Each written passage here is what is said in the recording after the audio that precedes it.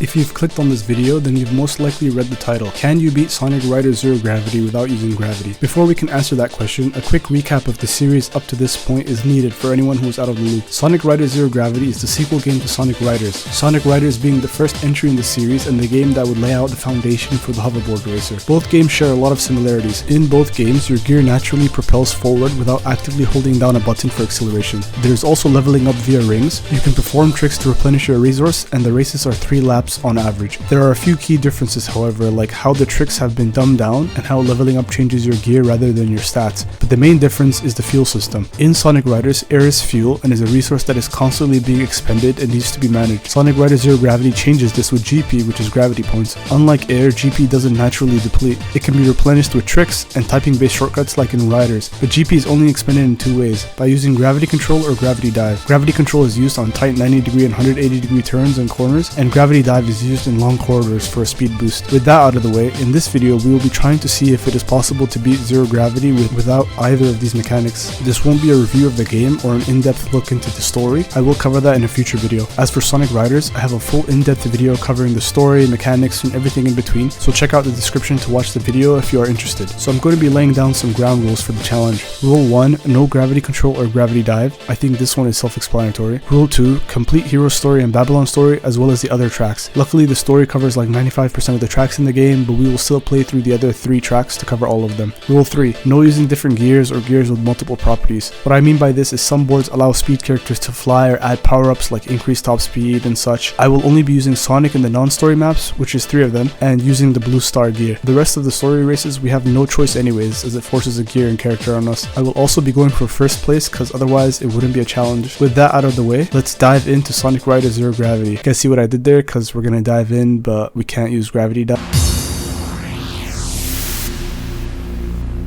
Starting this off with the hero story is Megalo Station, and what the f***, we instantly fail.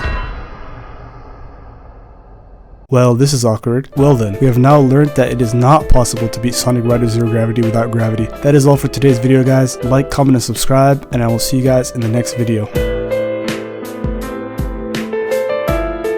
Jokes aside, I don't count this as the run being over. If we go back to the story cutscene before this point, we can see Sonic is falling to his death. Why are Knuckles and Tails just watching, by the way, lol? Anyways, the game uses gravity control here, not us the players. It's an automated section and it's used to show us the power of the mechanic as we can defy gravity. It's also pretty sick transition from the cutscene to the race, not gonna lie. However, this does not aid us in the race as it happens before we cross the starting line. Now back to the challenge. Megalo Station is very straightforward, literally and figuratively. The map is just one giant triangle with just 3 turns. 2 of these turns are wide enough that we can just hold the analog stick while the other is a tight 90-degree turn. We can cheese both turns by grinding, however. And while on the topic of grinding, let's discuss the leveling system real quick. Just like in Sonic Riders, when you collect rings you can level up. Instead of the character stats increasing like in Riders, in Zero Gravity our gear upgrades. These upgrades are very important for our challenge. The first one gives us increased max speed, and the second upgrade allows our characters to either fly, grind, or punch through obstacles. These will come in very handy in later tracks as other racers can use gravity technique, and we will be making use of the shortcuts to bridge the gap between us. My goal in each race is to get level 1 and level 2 upgrades as fast as possible so that I can get higher speed and access to shortcuts to pass the other racers. After getting level 2 and unlocking grinding, this track is very easy and straightforward as the grinding takes us over all the tight turns, and that gets us first place and moving on to our next track. Botanical Kingdom is the first Tails race. Same strat again, get level 1 and 2 ASAP so we can take advantage of the flight ramp, and up comes our first tight turn. It looks tough, but surprisingly we can make this turn by just holding down the analog stick and performing a wide turn. There's one more turn in this stage, but again we hold down the analog stick and bump into the wall without much issues. There are long corridor sections, and what the game intends you to do here is to use the gravity dive. When you use gravity dive, it will cause terrain obstacles to levitate. You can collide with these to gain a substantial speed boost. This is actually very cool considering that this follows the laws of gravity. If you collide with an object in space, you would accelerate. Man, shut up!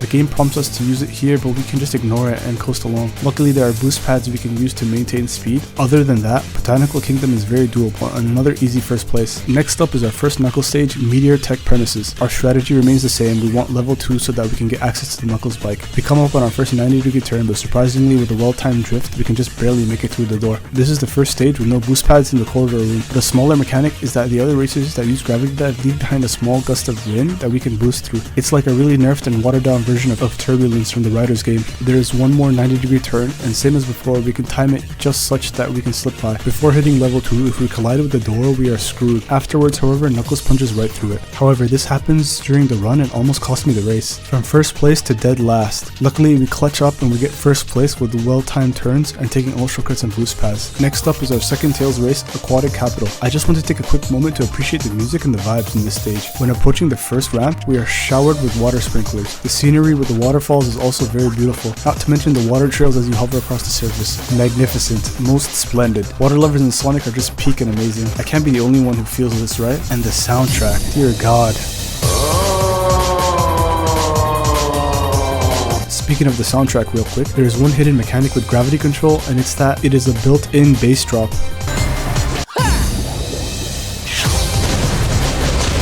The game will change the music to a different part of the song when you activate gravity control, meaning we will never hear the second half of the song because of our challenge. This stage is very simple. We get level 2 with Tails and then take all available flight shortcuts. There is one tight turn, but again we can do a wide turn and bounce off the wall. I did end up hitting the tip of this corner on the first lap, but I could have easily made this turn just like here in lap 3. No real obstacles here and an easy first place. Our next race is Gigan Rocks and the second Knuckles race of the story. I gotta give it to Zero Gravity, where the mechanics and game depth were a huge step down from Riders. The atmosphere, music, and aesthetics of the levels are dialed up to 11. Gigan Rocks having another fantastic soundtrack and equally fantastic stage aesthetic, but alas, we cannot hear the full track due to the bass drop being tied to gravity control. But that is the least of our worries, as this is the first hurdle in our challenge. The first turn in this race is a massive 180-degree turn, but if we had level 2 upgrade, we could take the power type shortcut, which has boost pads, and we wouldn't need to use gravity control, but we don't. The turn is rough, but will be doable once we get the bike upgrade. The issue with this stage, however, is the corridor section. Once again, we are meant to do a gravity dive here, but this time it is uphill. Going uphill is a lot worse than the previous races where the gravity dive section was just flat.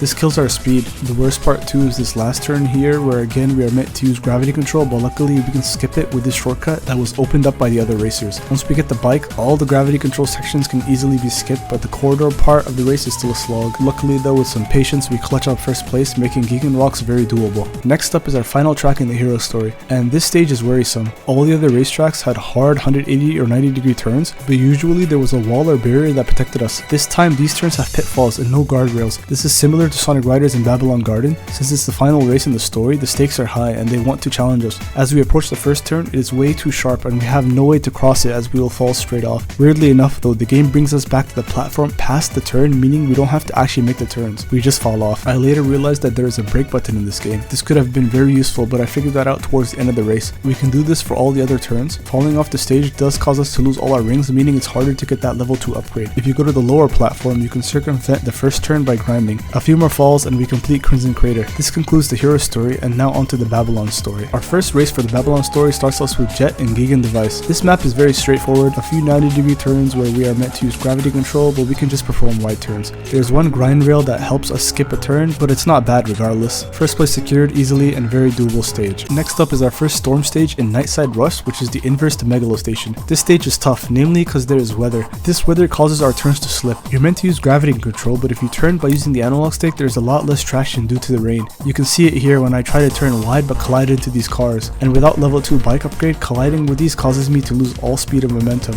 Once we finally do get the bike upgrade, our cornering is much better and we secure first place. Definitely doable with the exception of this one turn initially, which is rough. Now on to one of the hardest tracks in this challenge, Snowy Kingdom with Wave. I had to retry this stage at least 10 times. Just like previously on Storm's map, there is snow, and because of its slipperiness, we lost a lot of traction in turns. In a challenge where we can't use gravity control, we are punished for these wide turns. The robot's AI is also substantially improved and they are more challenging than in previous races. There are a lot of uphill sections too, so we lose a lot of speed. I did make use of the flying shortcuts, but the robots using gravity dive in this one quarter would make it impossible to keep up. Not to mention this track has 2 sections intended for gravity dive, so it really cripples us. I kept playing it over and over and got so close in second place, I thought I had to restart and almost tilted until this happened.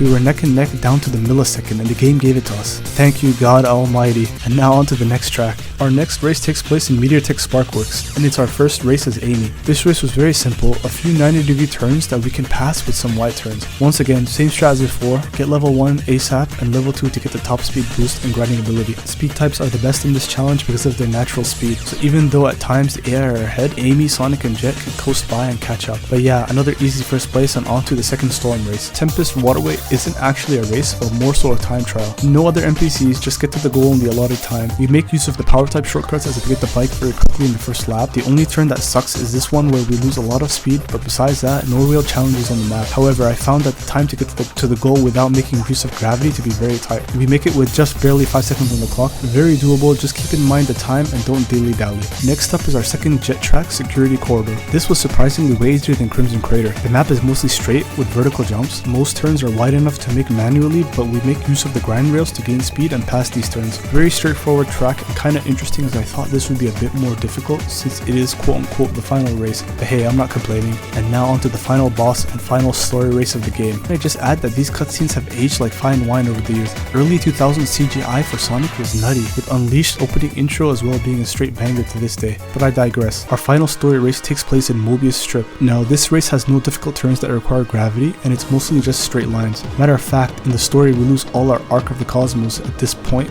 and that's what triggers the apocalypse in the black hole. If you tried to press any gravity mechanic, it wouldn't work. The way to win this race is to dodge the boss's attacks and remain in the head of the pack. Boss will trigger a gravity dive, and you are meant to use these glass platforms to bounce off and gain speed to collide with his core. Do this 3 times while in first place and you win. If the other racers hit it, it doesn't count and it continues on and on. That's partly why this track is called Mobius Strip, because it's a never-ending loop with no start or finish. There is a 5-minute timer. One thing I will note is that Knuckles and Wave AI were nutty fast. Also, don't take this grind rail as its bait. You will be riding it and then halfway before it's done, the boss will trigger a gravity dive, but yours won't go off until after you hop off the rail, causing the other racers to pass you. A few annoying timeouts later and we finally beat the boss. What makes this more annoying as well is towards 3rd lap there are barely any glass platforms to ricochet off of, making it hard to get to the boss, and there is a small time limit, otherwise the gravity dive will time out. This concludes the story maps, where we still have 3 more playable maps. I use Sonic and Blue Star for these tracks just to be consistent. 80s and 90s Boulevard are not difficult and pretty straightforward. Get your levels and take all shortcuts. Some of the AI were pretty fast, so make sure to get a lead, otherwise pretty straightforward. Astral Babylon was probably the hardest track of this challenge besides Snow Kingdom. There are 2 hard 180-degree turns. On the first lap we can just bump against the walls and still remain first. However, in the long stretches of road, although Sonic is fast, other racers use gravity dive to pass us. What you have to do is after each lap, more of these glass barriers in the middle of the track break, and what you are meant to do is use gravity control. We can't use any gravity mechanics to do this, but what we can do is jump over the gap with the right timing. This took a few attempts, and the corner cutting would get us a good lead, but sometimes the AI would still pass us. After a few attempts on the race, we finally beat it however and get first place. So, is beating Sonic Rider Zero Gravity doable without gravity? The answer is obviously yes. Some tracks are extremely more easy than other tracks, and it seems typing based reliant, like for example Gigan Rocks being power type favored or Botanical Jungle being flying type favored. Some might argue that in the final boss there was use of gravity dive, but we did not have access to gravity moves and the game would automatically trigger this, so I don't count it. I'm counting this challenge as a success. If you guys have enjoyed this video, leave a like and a comment down below. I have more videos in the works in the future here on this channel. Check out my shorts channel here too if you're interested. That is all I have for you guys today, and I will see you guys next time.